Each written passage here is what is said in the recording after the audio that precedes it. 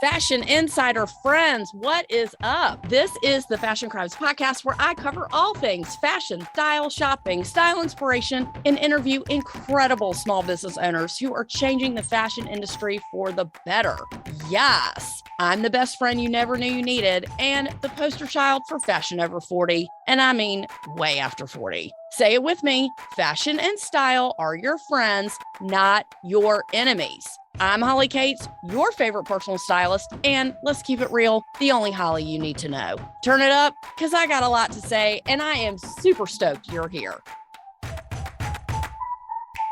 Hi, everybody. How's it going? What's the haps, and how you doing? This is Holly Cates, your favorite personal stylist, coming at you with the flavor of the week, spring wardrobe essentials for 2023. A few people have been writing in and asking about this, in addition to suggestions on wedding guest dresses as well. So if you're new here, welcome, welcome, welcome, welcome. Damn glad to have you. And I hope to create a very codependent relationship with you and you create one with me, where you're so addicted to this podcast that you come to me every week with style questions that I have answers and solutions to. Now, I know a lot of people are wondering and reaching out with wedding attire questions. With that being said, just FYI, if you're new here, or if you're in the market for becoming the best dressed wedding guest, which I'm sure you are, head on back to episodes 84 and 92, How to Be the Best Dressed Wedding Guest, parts 1 and 2. All of the suggestions on the podcast and the correlating Pinterest boards are still completely relevant. Go check that out when you can, or if you have a lot of weddings coming up this year. Know that when picking out a dress, you want to make sure you can wear it to other events and functions, and probably, honestly, to somebody else's wedding if you're going to be with a different crowd of people. Make sure you get the right undergarments that are needed and a shoe that you can actually last all night in. Yes, a shoe that you can dance in, not that you're going to look crippled by the end of the night because your feet are dying. Also, do yourself a favor. If you get new shoes for somebody's wedding, try to break them in before, even if it's just around the house, so you can break them in just a little bit. There's nothing worse than not being able to wear your shoes by the end of the night. Also, taking your shoes off at somebody's wedding, fashion crime. Unless you are sitting and you do it under the table and nobody sees. I've seen this so many times, and believe me, it's not chic. Nothing says I've had too much to drink and I'm too lazy to put my shoes back on, like showing up on a crowded dance floor with no shoes. Also, fun fashion fact, if you've had too much to drink, then that is the perfect time to break in your shoes because you actually have no idea how bad your feet really hurt until the next day. Not that I'm speaking from experience or anything like that. Also, once you take your shoes off, they're really hard to get back on because your feet start to swell up. Again, I cannot confirm or deny that this has happened to me. Just saying, just know this, I'll be watching. We've been invited to a couple weddings this year, and I will be watching and I will be judging. Oh, yes. Yes, I will. And if I'm not dancing, that probably means my feet hurt. So there's that. Sorry, not sorry. So there's a way to finesse yourself pleasantly if your feet do hurt when you're casually sitting. Yes, you can take your shoes off, but just know it's going to be really hard to get them back on. I'm just saying. If your feet are killing you, don't take your shoes off and do a couple more shots. So spring is here because the pollen is here and it's warm during the day and it's colder at night. That means you can sort of wear a few summer things, but if you don't live in Florida, don't be dressing like it's the dead of summer because it isn't. Did you know that dressing for spring is actually super easy? Depending on where you live, you might wear your winter stuff a little bit longer. But if it's above 50 and sunny, you do have my permission to start wearing spring clothing. Lighter, layered, effortless dressing with pieces that you can mix and match without a ton of effort. Looking at what I think is important in addition to what some other style experts are saying, I have a comprehensive list of things that will definitely benefit you to have in your wardrobe. Here in Atlanta, it's almost like summer, but not quite. It's very tempted to start wearing summer clothes. However, it's still a little too cool. And I say this because Jonathan and I have tried to lay out last weekend And it was a little disastrous as the wind was whipping so hard. The umbrella flew past us and broke like we were in a tornado. Again, it's not layout weather yet, even though we tried. It's sit outside weather, and the water is still very cold. Let's break this up into categories. So for bottoms, let's start with jeans. Now, this has been an ongoing conversation forever. For spring, a lot of lines and brands are showing baggier, stovepipe, more relaxed fit jeans. This has been a trend for a while, but it's also not going anywhere. Lighter washes, crop length, flared legs, and frayed bottoms are popular right now. Also, don't forget about colored denim as well. I love a colored jean. I absolutely love this look and want you to keep it at the top of your list when assessing what jeans you might be purchasing. Depending on your body type, you know what looks best on you. There is no jean, I repeat, no jean that is quote unquote out of style, except for jeans that don't fit you. Okay, I'll let that sink in for a minute. I wear skinny, I wear cropped, flared, I wear them all. So don't let anyone tell you that your jeans are out. Make sure you get a fit that gives you the support that you need. For example, some brands that I love are Mother, L'Agence, I'm not sure how to say it, Levi's, and some Rag & Bone. There are so many labels to pick from. If you wear jeans, make sure you take care of them and update them every few years. If you have jeans on your regular rotation, then you should have about 8 to 12 pairs of jeans. More is fine, but you shouldn't really have less than 6 or 7 pairs of jeans if you wear them on the regular. Make sure you hit up my Pinterest board for some options on the styles that I like. Here's what I'm really into lately. Colored slacks. Now, I only have 2 pair, but I've really been loving them. They are loose and comfortable, but they don't look overdressed. I've been wearing them both with heels and flip-flops, and could also definitely wear these with a sneaker, no problem. So I really want to get more because I think instead of wearing dresses all the time, I'm going to go for bright colored slacks. That's going to be my jam this spring. Also, I have 2 fun colors, electric blue, and I like to call it shocking purple. Don't think that spring is just for pastels because it isn't.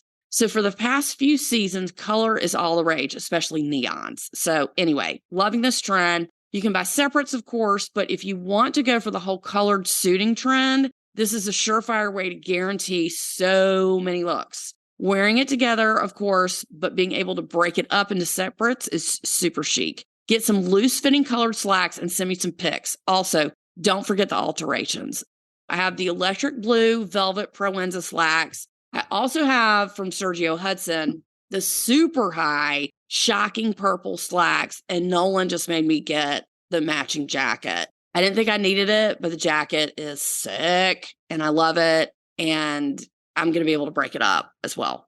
Next for bottoms is my OG favorite, maxi skirt. I love a maxi skirt. Now, there are several styles: pleated, sheer, tiered, ruffled, and so on. I love, love, love, love a maxi skirt. It's the easiest thing in the world to put on. It's great for all seasons and can be paired with flip-flops for the beach or with tall boots and a sweater, which I love. Also, I'm loving a printed maxi skirt with an oversized bag and a sweater or a jacket. That's for fall or for winter. And a maxi can be straight, but I honestly prefer an A-line. Looks great on all body types. Now, skirt lengths are a personal preference. It also depends on your body type. So a straight, when I say straight, think of a jean mini skirt with no stretch. A straight mini skirt can go haywire on me. So that's not a style suitable for my body type. So I love an A-line. So that's to the knee or right above the knee. I usually don't wear anything shorter than that, but I still love a maxi skirt. It's still my favorite. I love a midi skirt, which is right, to the halfway on your shin. And I love a skirt right to my knees. Okay, so I've had a few people that wanted me to talk about shorts. Y'all know I don't really like to wear shorts a lot in public, but I have been for the past few seasons, let's be honest. If you're new here to the Fashion Crimes podcast and want to know more about how to style shorts, please go back and listen to episode 83, which is how to style shorts. Shorts, much like skirts, are about the length. I prefer 8 to 9 inch shorts because obviously when you sit down, they're shorter. I do love a high-waisted or a belted short with a heel and cute sandals or sneaker. You can style this super cute for evening or daytime. It's very versatile. You should have these types of shorts, dressy shorts. Now, this could be in a variety of fabrics, but these can be worn with a jacket, super dressy blouse, and a high heel or high heel sandal. These could also be leather shorts or pleather shorts, which I have, which are great. I love the brocade looking shorts, which basically means they look like upholstery fabric, but that means to me it's a dressier short. Same rules apply. You can totally wear these with heels or not, or boots or slouchy boots. You should have shorts for running errands / around the house. It can be cotton or something lightweight and more casual. But here's my rule for jean shorts. Make sure they're not too short, like ass cheek short, and make sure they aren't like spandex shorts either. They should not be so tight around the leg they look like bike shorts, just saying. These are really great examples of some highly approved shorts on my Pinterest board that I made just for you this week. So check it out. Now, moving on to tops. For spring, it's so chic to move to lightweight sweaters instead of a top. Now, this could be a duster instead of a jacket or layered with a top underneath. I love a sleeveless mock turtleneck.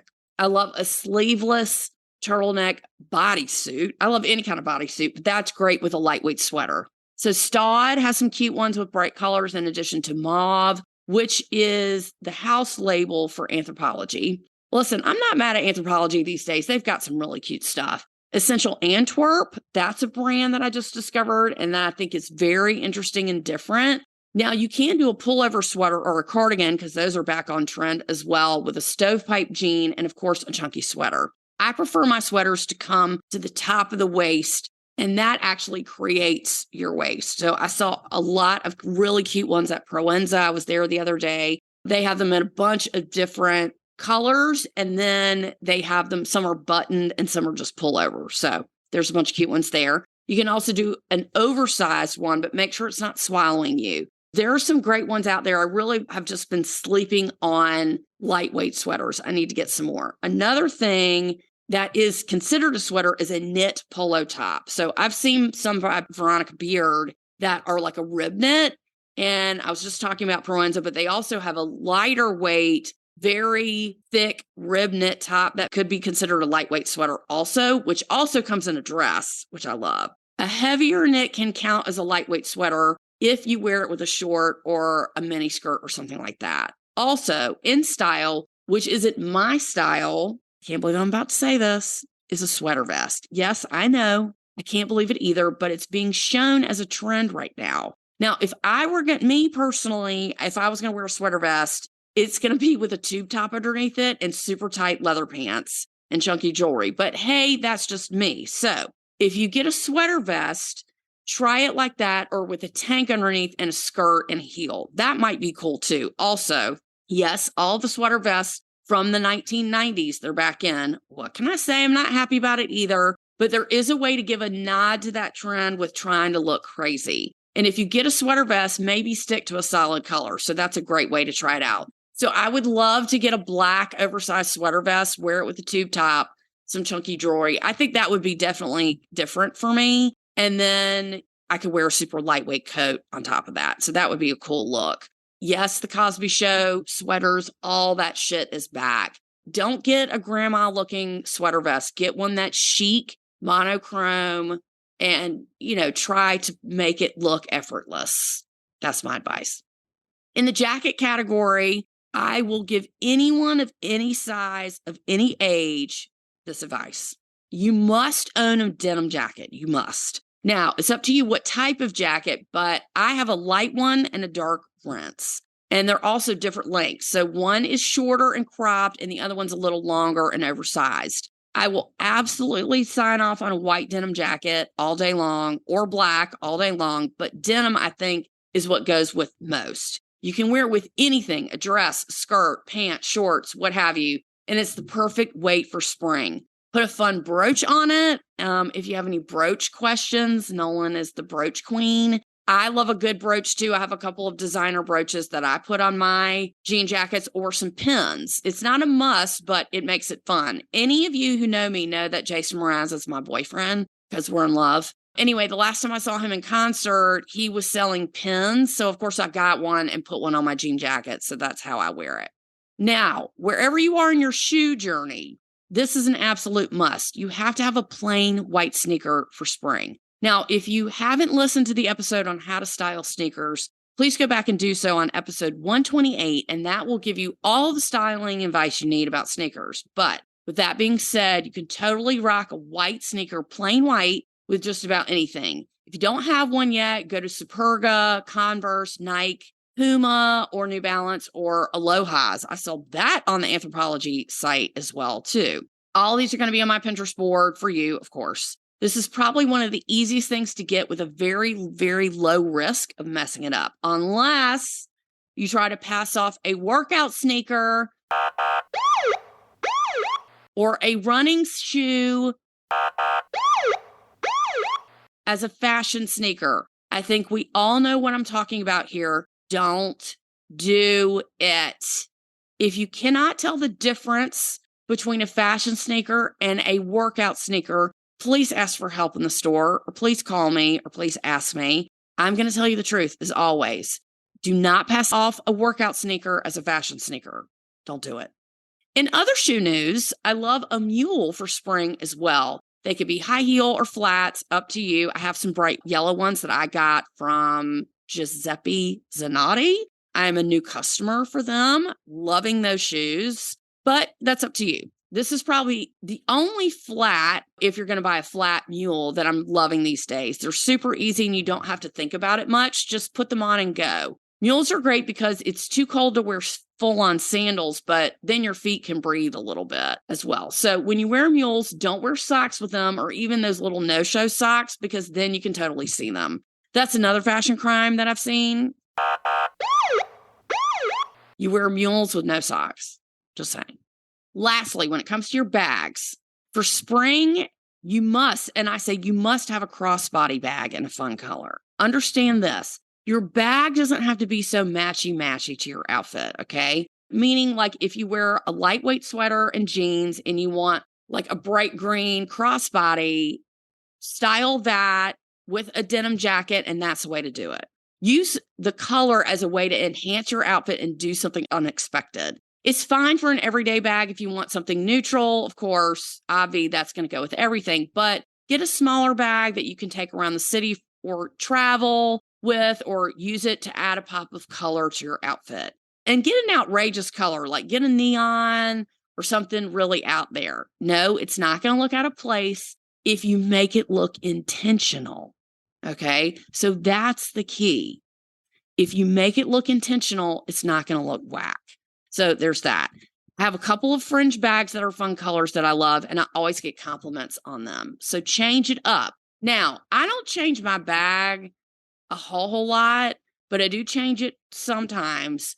But make sure you're not leaving your ID, your wallet in one bag and then switching your stuff to another. The only reason why I'm saying that is because it's happened to me. It's happened to some of my friends. They switch bags on the fly and then half their shit's missing. So when you get a card holder, which I've said before, that eliminates that problem. When you get a card holder, you put your cards, your essentials in that, and then you're just switching your card holder from bag to bag, and your lip gloss and what have you.